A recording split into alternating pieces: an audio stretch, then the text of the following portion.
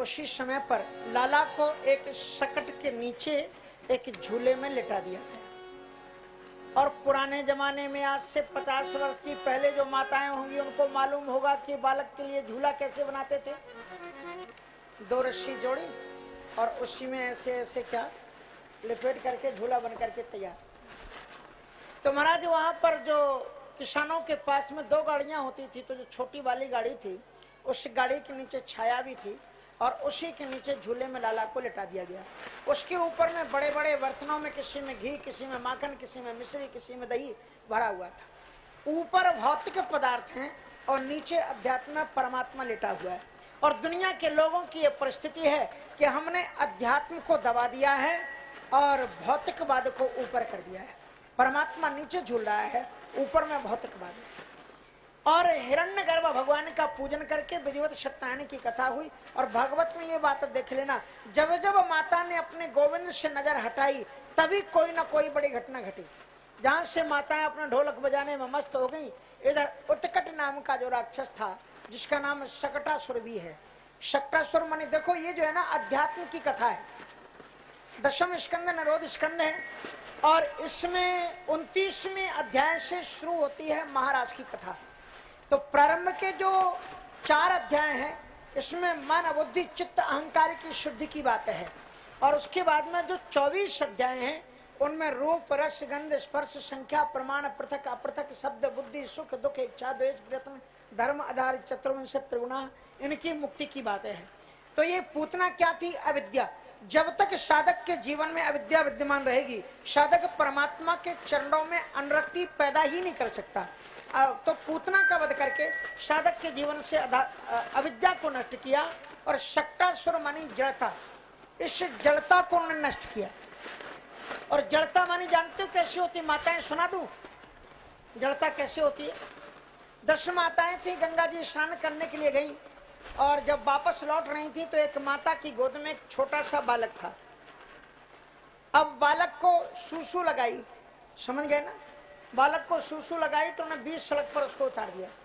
बच्चे ने सूसू कर ली और उठा के चल दी, सफाई भी नहीं की। तो पीछे वाली जो बहन आ रही थी उसने कहा देख कैसी माता है, बच्चे से गंदा करा करके साफ तो कम से कम कर देना चाहिए। उसने साफ कर दिया। पीछे वाली एक माता आई, दूसरे वाली, उन्होंने कहा इसने साफ तो कर दिया, थोड़ा सा पानी गेर दें तो और शुद्ध हो जाएगा। उसने पानी डाल दिया।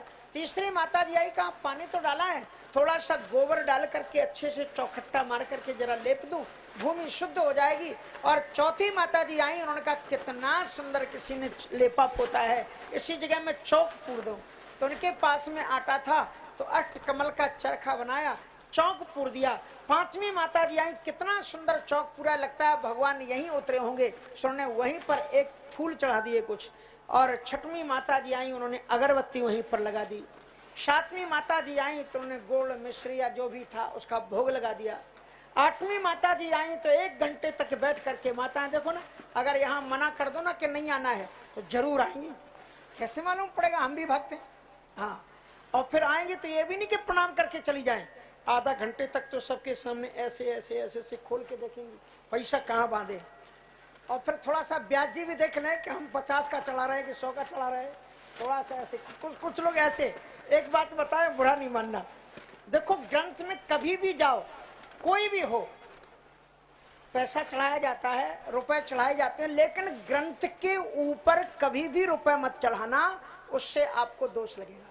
अगल बगल में रख देना, क्योंकि पता नहीं कितने लोगों ने उस नोट को छुआ है। और आप तो जानते हो कैसे उसको गिनते हैं लोग, कितने लोगों ने उसको जूठा किया होगा।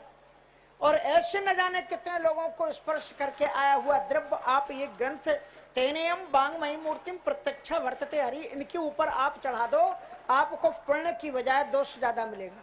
इसलिए अगल बगल में आप रख दो, प्रणाम कर लो। और व्यास गद्दी पर बाद में आना इसलिए मना होता है कि हमारे यहाँ जो परंपरा है ना, मंदिरों में सुबह पूजन के समय ही महंत अंदर प्रवेश कर सकता है। महंत मालिक होता है एक तरह से, ठाकुर जी तो नाबालिग माने जाते हैं, लेकिन महंत को भी बीच में मंदिर के अंदर में घुसने का परमिशन नहीं है। पता नहीं महंत कहाँ से घूम करके आया, लघुशंका गया था, जल ले गया कि नहीं ले गया, शुद्धि की कि नहीं की, किसने उसे छुआ किसने नहीं छुआ। वो अपने हाथ से मूर्तियों को टच नहीं कर सकता, मंदिर के अंदर में प्रवेश नहीं कर सकता। महंत को भी इसकी अनुमति नहीं है। इसलिए महंत को अगर किसी को प्रसाद देना है तो पुजारी से ही उसको कहना पड़ेगा थोड़ा माला प्रसाद दे दो मुझे, मैं इनको दे दूं। इसलिए व्यास गद्दी ये मंदिर है और आप धड़ाधड़ चले आओ, कोई भी चला आए, तो हमको लगता है कभी कभी अनुष्ठान से ज्यादा दिखावा हो जाता है। तो इसलिए इसको अनुष्ठान बनाए रखो।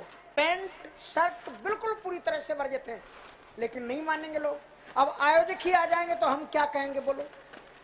तो भैया फिर ये होता है कि मौनम स्वीकृति लक्षणम, मौन ही रहो, उसमें वही अच्छा है। इसलिए थोड़ी सी कुछ परंपराएं मर्यादाएं होती हैं, उन मर्यादाओं का हम पालन करेंगे। और ये कोई बड़ी चीजें नहीं है। दक्षिण भारत में राजीव गांधी प्रधानमंत्री थे, उनको दक्षिण भारत के मंदिर में घुसने नहीं दिया।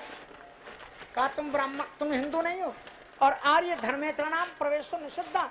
इसलिए कुछ शास्त्रों की ये शास्त्र विधिमुत्सृज्य वर्तन्ते काम कारता न सिद्धिम अवाप्नोति न सुखम न परामगतिम। व्यास गद्दी को स्पर्श करने का अधिकार, फूल माला चढ़ाने का अधिकार केवल जजमान को है, जजमान के अलावा किसी को नहीं है। इसमें कोई भेदभाव नहीं है, क्योंकि जजमान ने वो तैयारी की होगी, जजमान ने वो शुद्धि की होगी, ऐसा विश्वास किया जाता है। अगर वो ना शुद्धि रखे तो वो उसकी जिम्मेवारी है। इसलिए जजमान आकर के प्रणाम नमस्कार आदि कर सकता है। आदि के लिए दूसरे वहां पर रख दिया जाता है पात्र, वहां पर आओ, प्रणाम करो, भगवत महारानी को नमस्कार करो, ये सारी चीजें हैं। लेकिन ये श्रीमद् भागवत रामायण ये साक्षात ठाकुर जी के विग्रह हैं। सभी को स्पर्श करने का इनका अधिकार नहीं है किसी भी स्थिति में। कोई भी महात्मा लोग भी जो मना करते हैं चरण स्पर्श, वो इसीलिए मना करते हैं कि पता नहीं आप किन देश काल परिस्थितियों में क्या खा के क्या पी के कहां से आए कैसे आए आप टच कर रहे हो। महात्माओं को भी मूर्ति ही कहा जाता है, इसलिए आपके स्पर्श से भी उनके वाइब्रेशन बिगड़ते हैं। और अगर आपके स्पर्श करने से किसी की साधना में गड़बड़ी हो तो आपको कौन सा पुण्य मिलेगा। इसलिए अगर मना किया जाए, प्रणाम कर लो, दूर से बड़ी श्रद्धा। कितनी अच्छी बात हमारे आचार्य जी कहते हैं कि भूमि पर सिर रख करके प्रणाम करो, अच्छी बात है। लेकिन जिन चीजों को निषेध किया जाए तो उनके पीछे वैज्ञानिक तथ्य हैं और उन तथ्यों की सुरक्षा हमें करनी चाहिए। इसलिए हमारे तमाम अनुष्ठान हो जाने के बावजूद भी हमें जो फल प्रतिक्रिया रूप में प्राप्त होना चाहिए उसके फल ही प्राप्त नहीं हो पाते। इन चीजों को थोड़ा सा दिखावा से बचें और बिल्कुल अनुष्ठान शुद्धि भाव से अनुष्ठान करें तो निश्चित रूप से ये अनुष्ठान अंतःकरण को छू करके ठाकुर जी को अंतःकरण में बैठा देते हैं। सद्य हृदय रुद्यते त्रिकृतवी, ये मैं नहीं कहता, श्रीमद् भागवत कहती है, सद्य हृदय रुद्यते त्रिकृतवी शुश्रूषभिः तत्क्षण। तत्क्षण ऐसा नहीं है किसी भी जाति का व्यक्ति हो कथा सुनने आ सकता है, स्त्रिया शूद्रा दयो याश्च, सबको श्रीमद् भागवत में जितनी उदारता भागवत जी में है इतनी उदारता तो कहीं है नहीं। कहा सब कथा के सुनने के अधिकारी है, सब आकर के बैठो, महात्मा ही बताया गया। इसलिए देशे देशे भ्रक्ता ये बैठनवा कीर्तन उत्सुका तेसे पत्नम प्रेष्यम च तल लेखन में कीर्तम, सब श्रीमद् भागवत में कहा गया। इसलिए लाला को ऊपर लटाया हुआ था, नीचे पूजन में लगी हुई थी और जो ही उसमें शक्टासुर, तो मैं आपको बता रहा था कि एक माता जी आई और उन्होंने फिर उसी जगह पर फूल चढ़ा दिए और फिर एक माता जी आई तो उन्होंने वहीं पर पैसा चढ़ा दिया। थोड़े बहुत पैसे चढ़ते रहे कोई बात नहीं, जहां से ज्यादा पैसा चढ़ना शुरू हुआ क्यों ही एक समिति बन गई, ट्रस्ट बन गया, रसीदें कटने लगी, झंडे चढ़ने लगे, दंडौती भरते हुए लोग दंडवत करने के लिए आ रहे हैं, झंडा टंग रहे हैं बड़े बड़े और बड़े बड़े घंटा टंगने लगे। कहा कि भैया ये देवता कौन है, वो किसी को मालूम नहीं कि देवता कौन है। तो किसी ने कहा कि महाराज कुछ तो नाम रख दो देवता का। बोले शिल्पिल्ले भगवान। बोले ये शिल्पिल्ले भगवान क्या होते हैं। इसलिए ये वर्तन्ते काम कारता न सिद्धिम अवाप्नोति न सुखम न पराम गतिम, अंध परंपरा। इसलिए इसी को कहते हैं जड़ता, चैतन्यता पूर्वक, क्योंकि ये सनातन धर्म अकेला धर्म दुनिया में ऐसा है जो चैतन्य है। चैतन्य जो होता है वो करवट बदलता है, स्वरूप बदलता है, दिशा बदलता है। इसलिए शंकराचार्य जी, भगवान शंकराचार्य जी कहते हैं कि यद्यपि शुद्धम लोक विरुद्धम नहीं करणीयम, नहीं करणीयम। वैदिक कालीन आने वाली इंद्र की पूजा को गोविंद निषेध कर देते हैं। इसलिए अद्भुत बात है इसमें। तो महाराज शक्टासुर का भगवान ने पाद जब उसने नीचे दबाने की कोशिश की, चरण प्रहार से गोविंद ने उसका वध कर दिया। सकट पलटा, शक्टासुर मर गया। सभी को बड़ी आवाज आई, पूछा क्या हुआ। ये इतना बड़ा सकटा बदल कैसे गया, पलट कैसे गया? तो उन्होंने कहा कि महाराज ऊचुरव्यवशीतमतीन ऊचुरव्यवशतमतीन गोपान गोपीश्च बालकाः रुदितानेन पादेन क्षिप्त में तन्न संशयः। महाराज इसी बालक ने इसको पलटा है। मैया यशोदा को विश्वास नहीं आया, छोटा सा कन्हैया इतने बड़े संकट को कैसे बदल सकता है? पर गोपीन गोपाश्च बालकाः जितने थे उन सब ने कहा कि हमने अपने आंखों के सामने इसको पलटते हुए देखा।